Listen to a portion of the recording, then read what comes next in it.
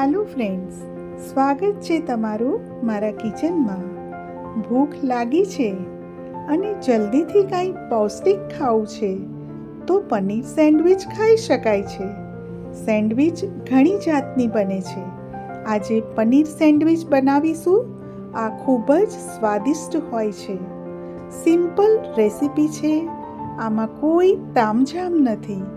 બાળકોને school tiffin નાસ્તામાં આપવા માટે પરફેક્ટ છે અને ફટાફટ બની જાય છે. તો ચાલો જોઈએ રેસીપી. તો સૌથી પહેલાં મેં પનીરને છીણી લીધું છે.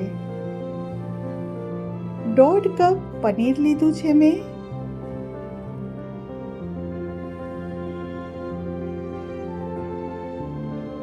અને મેં ઝીણું છીણ્યું છે. તમે આને મોટું છીણ પણ કરી શકો છો.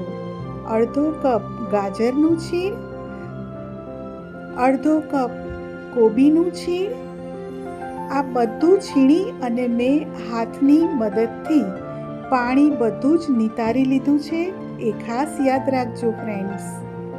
1/2 કપ ડુંગળી પણ ઝીણી કટ કરી અને હાથની મદદથી પાણી નિતારી લીધું છે.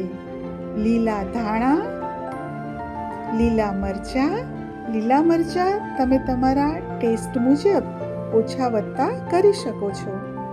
સરસ બધું મિક્સ કરી લઈએ.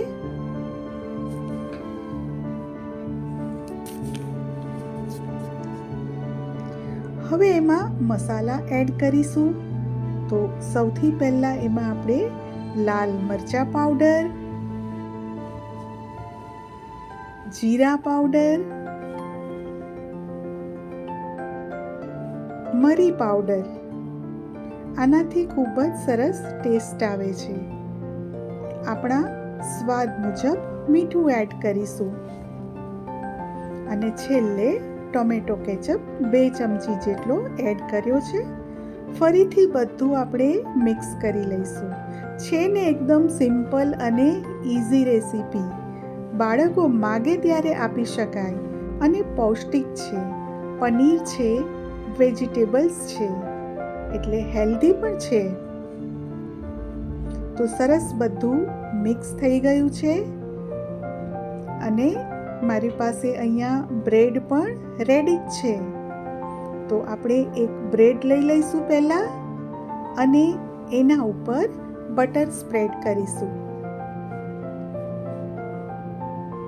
અહીં હું બટર વધારે સ્પ્રેડ કરીશ કારણ કે અમને બટર ખૂબ જ ભાવે છે આ સેન્ડવિચમાં.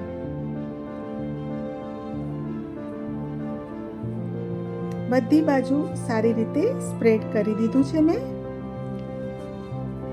અને હવે બીજી બ્રેડ હું લઈશ અને બીજી બ્રેડમાં હું ગ્રીન ચટણી મેં તૈયાર કરી છે.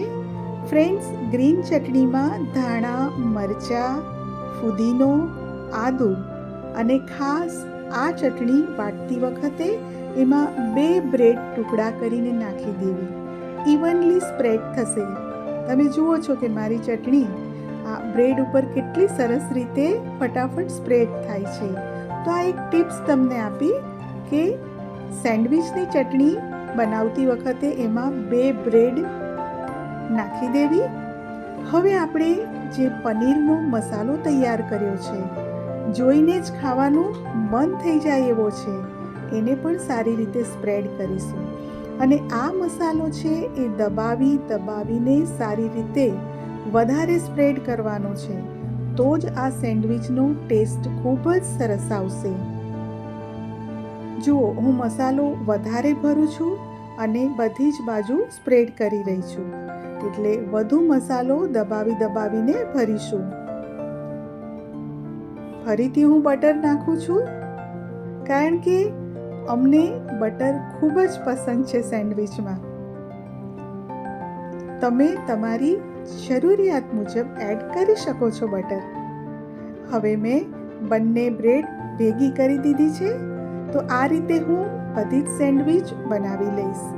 અને હવે સેન્ડવિચ મેકર મેં એડવાન્સમાં ગરમ થવા મૂકી દીધું હતું.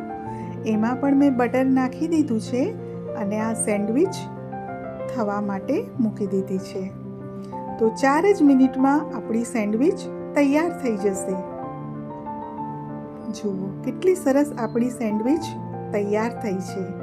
આ રીતે બધી જ સેન્ડવિચ આપણે તૈયાર કરી લેવાની અને થોડી ઠંડી પડે એટલે મેં કટ કરી છે. તો તૈયાર છે આપણી સેન્ડવિચ. બાળકોને ટિફિનમાં આપો, નાસ્તામાં આપો અને બાળકોને જ્યારે ભૂખ લાગે અને જલ્દી ખાવું હોય ત્યારે ફટાફટ આ સેન્ડવિચ બનાવીને આપી શકાય છે. તો ચાલો એને સર્વ પણ કરી લઈએ.